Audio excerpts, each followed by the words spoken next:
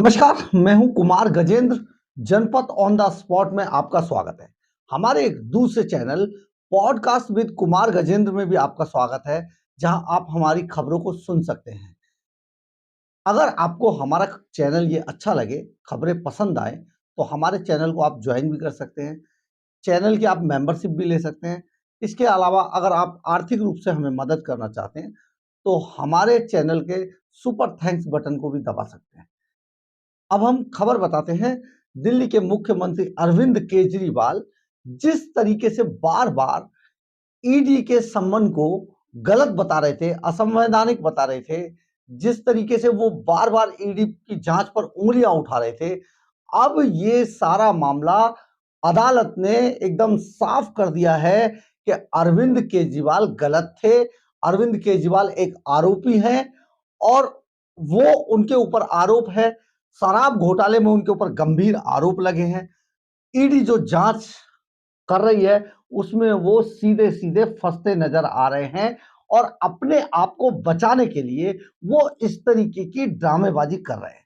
लेकिन हम आपको एक बात और बता देते हैं कि जो 17 फरवरी को ईडी ने अदालत ने राउज एवेन्यू कोर्ट की अदालत ने जो 17 फरवरी को जो नोटिस जारी किया है इनके लिए, एक तरीके से कहा जाए कि वो वारंट जारी किया है कि आप 17 तारीख को अदालत में पेश होइए। तो हम आपको जो हमारे खुफिया सूत्र बताते हैं, हमारे जो सूत्र बता रहे हैं, वो ये जानकारी दे रहे हैं कि केजरीवाल 17 तारीख को अदालत में पेश नहीं हो रहे हैं। हम ये बिल्कुल पुख्ता तरीके से आपको दावे के साथ कह रहे हैं कि अरविंद केजरीवाल 17 फरवरी को अदालत में पेश नहीं हो रहे हैं, क्योंकि ये जो कानाफूसी चल रही है ये बहुत गंभीर मामला बन चुका है अब। और अदालत में जिस तरीके की ईडी ने बातें कही रखी हैं अपनी शिकायत के अंदर, और जिस तरीके से अदालत के अंदर जो अदालत ने अरविंद केजरीवाल पर जो गंभीर टिप्पणियां की हैं, उसके मुताबिक अरविंद केजरीवाल 17 फरवरी को राउज एवेन्यू कोर्ट में पेश नहीं हो रहे हैं। इस बात की, हमारे इस तथ्य की पुष्टि इससे भी होती है कि खुद आम आदमी पार्टी ने कहा है कि वो इस नोटिस की कानूनी सलाह ले रहे हैं, इस पर लीगल टीम से मदद ले रहे हैं, लीगल टीम से सलाह ले रहे हैं कि इस पर आगे क्या करना है। यानी कि लीगल टीम के मुताबिक अब अरविंद केजरीवाल पूरी तरीके से मान चुके हैं कि अगर वो अदालत के सामने पेश हुए तो हो सकता है कि अदालत उन्हें ईडी की कस्टडी में भेज दे। इसका मतलब यह है कि अरविंद केजरीवाल ऐसा कभी नहीं चाहेंगे, क्योंकि अरविंद केजरीवाल एंड कंपनी पूरी तरीके से जान चुकी है कि क्योंकि वो गलत हैं और अदालत इस पर, उनकी गलती पर बिल्कुल भी उन्हें माफी देने वाली नहीं है और उन्हें जेल जाना पड़ सकता है। इसलिए अरविंद केजरीवाल अपने पहले की जो तरीके की जो हरकतें हैं उन पर एक बार फिर से गौर कर रहे हैं। यानी कि इधर अरविंद केजरीवाल 17 फरवरी को इधर कोर्ट का तारीख नजदीक आएगी और उधर केजरीवाल इससे आगे हो सकता है हाई कोर्ट में इसमें फिर से कोई एप्लीकेशन डाल दे, याचिका डाल दे कि मुझे जो राउज एवेन्यू कोर्ट है उसकी अदालत से बचाया जाए। तो कुल मिला के यह है कि अरविंद केजरीवाल अदालत नहीं जा रहे हैं।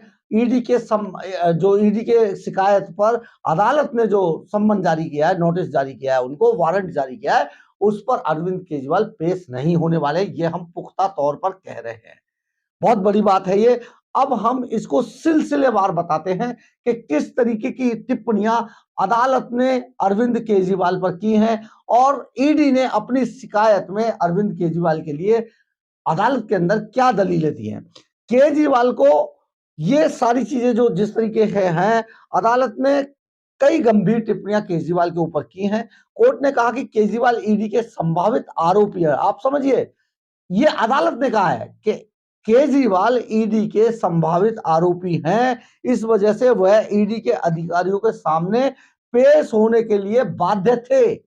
यानी कि वो ईडी जो जांच कर रही है उनका सम्मन लीगल था और वो केजरीवाल को उस सम्मन पर ईडी के सामने पेश होने के लिए बाध्य थे। ये हम नहीं कह रहे, कोई राजनीतिक मुद्दा नहीं, आदमी नहीं कह रहा, ये अदालत कह रही है। ये गंभीर टिप्पणी है केजरीवाल के खिलाफ।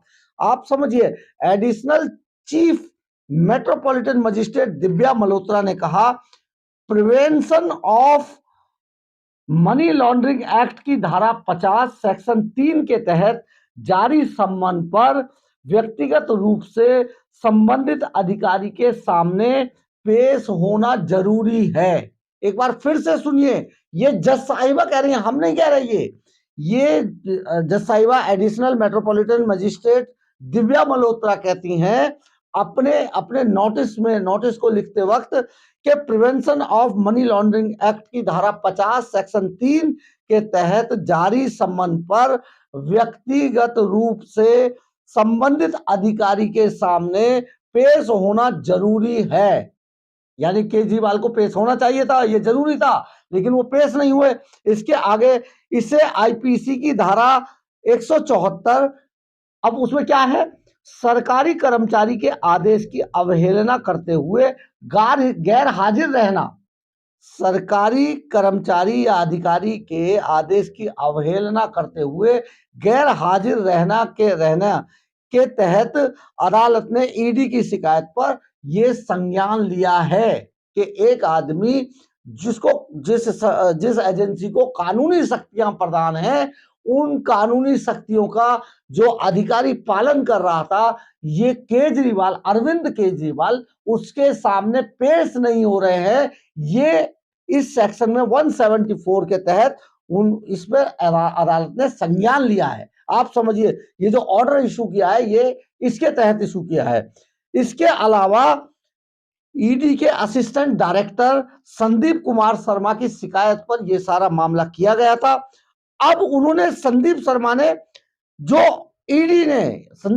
जो अदालत को जो शिकायत दी है, उसके मुताबिक क्या कहा कि अदालत ने भी माना है कि सीआरपीसी की धारा 204 के तहत कार्रवाई के लिए काफी आधार हैं। ये अदालत ने मान लिया है कि अरविंद केजरीवाल के खिलाफ कार्रवाई के लिए काफी आधार अभी बचे हुए हैं।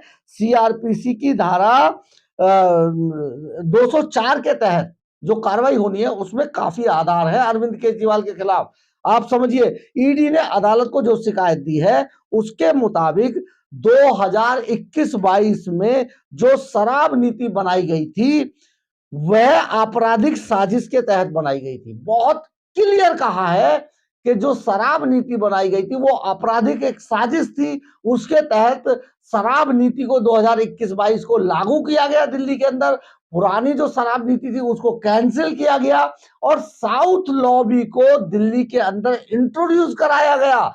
ये सारी साजिश थी, ये अदालत ने माना है। और उन्होंने कहा कि ये जो इसमें जानबूझकर कमियां छोड़ी गई, इस पूरी प्लानिंग के अंदर, जो शराब नीति के अंदर जानबूझ के कमियां छोड़ी गई, इस साजिश में अन्य लोगों को, अब सुनिए, ये भी पहला बड़ा इंपॉर्टेंट है, इस साजिश में अन्य लोगों को, जो इस साजिश में शामिल अन्य लोगों का पता लगाने के लिए और अपराध की तह तक जाने के लिए अरविंद केजरीवाल से पूछताछ बहुत जरूरी है। ईडी ने ये अदालत के सामने अपनी दलील दी है और अदालत ने इस बात को माना है कि अरविंद केजरीवाल संभावित आरोपी हैं ईडी के और उनको पेश होना चाहिए। ये सारी बातें हैं। जब ये जज साहब का ऑर्डर आम आदमी पार्टी के पास गया है पूरा, तो आम आदमी पार्टी, तभी से आम आदमी पार्टी के खेमे में सन्नाटा पसरा हुआ है। इसके बाद जो बयान निकल के आया आम आदमी पार्टी का, वो बहुत कुछ कह गया अपने आप में बिना कुछ कहे। यानी कि उन्होंने कहा कि हम इस नोटिस पर अपनी लीगल टीम से सलाह ले रहे हैं और हम देखते हैं हमें क्या करना है। यानी कि बहुत पुख्ता है कि अरविंद केजरीवाल आने वाली 17 फरवरी को अदालत के सामने पेश नहीं हो रहे हैं। वो बार बार एक चीज का इस्तेमाल करते हैं, क्योंकि मुफ्त का सौदा है, मुफ्त की रेवड़ियां बांट लीजिए, दिल्ली के खजाने को जितना लूट सकते हैं उड़ाइए लीगल टीम पर, उड़ाइए अदालतों में जा जाकर। तो वो जिस तरीके की बातें करते हैं, उसमें बहुत स्पष्ट है कि ये 17 फरवरी से पहले आम आदमी पार्टी जो है वो किसी ऊपरी अदालत में, उच्च अदालत में पहुंच जाएगी और उच्च अदालत में जाकर यानी कि हाई कोर्ट जा सकती है। हाई कोर्ट में वो अपनी एप्लीकेशन लगाएंगे कि देखिए ये जो राव रेवेन्यू कोर्ट की जो अदालत है, ये जो additional chief metropolitan magistrate Divya Malhotra ji हैं, इनकी जो कार्रवाई है 17 फरवरी को जो हमें बुला रही है, इस पर भी रोक लगा दी जाए। ये बचने का पूरा एक टंटा अरविंद केजरीवाल ने तैयार कर रखा है और इस हथियार का इस्तेमाल वो जरूर करेंगे 17 फरवरी से पहले। यानी कि अरविंद केजरीवाल जो अदालत ने केजरीवाल को कहा है कि आप आरोपी की तरह पेश होंगे। बार बार अरविंद केजरीवाल पूछ रहे थे ना, बार बार अरविंद केजरीवाल एंड कंपनी यही पूछ रही थी ना कि आप बताएं कि मैं किस किस आधार पे पेश हूं, मैं चपरासी के आधार पे, अधिकारी के आधार पे, नेता के आधार पे कैसे पेश हूं। अदालत ने बिल्कुल साफ कर दिया है कि आप एक आरोपी की तरह पेश होंगे। यानी कि आप जो शराब नीति है उसके एक बहुत बड़े साजिश करता है, आप लुटेरे हैं, आप चोर हैं और आप आरोपी की तरह पेश होंगे अदालत के अंदर। ये बिल्कुल साफ तौर पे कहा है अदालत ने अरविंद केजरीवाल को। अब देखना यह है, बड़े गौर करने वाली बात है, हम आपको दावे के साथ कह रहे हैं अरविंद केजरीवाल 17 तारीख को अदालत नहीं जाएंगे, लेकिन फिर भी एक उम्मीद है कि हो सकता है उनके अंदर कुछ इंसानियत बाकी हो और अरविंद केजरीवाल 17 फरवरी को अदालत के सामने ईडी के मामले में पेश हो। लेकिन ऐसा होता हुआ दिखाई नहीं दे रहा है। बॉडी लैंग्वेज बिल्कुल नहीं बता रही है आम आदमी पार्टी के लोगों की। वो इससे भी बड़ा घोटाला करेंगे। इसके बाद वो हाई कोर्ट पहले ही पहुंच जाएंगे या सुप्रीम कोर्ट में एप्लीकेशन लगा देंगे, लेकिन लास्ट में उन्हें हेमंत सोरेन की तरह खींचकर ईडी लेकर ही जाएगी तिहाड़ जेल तक। ये अरविंद केजरीवाल की लास्ट डेस्टिनी होगी।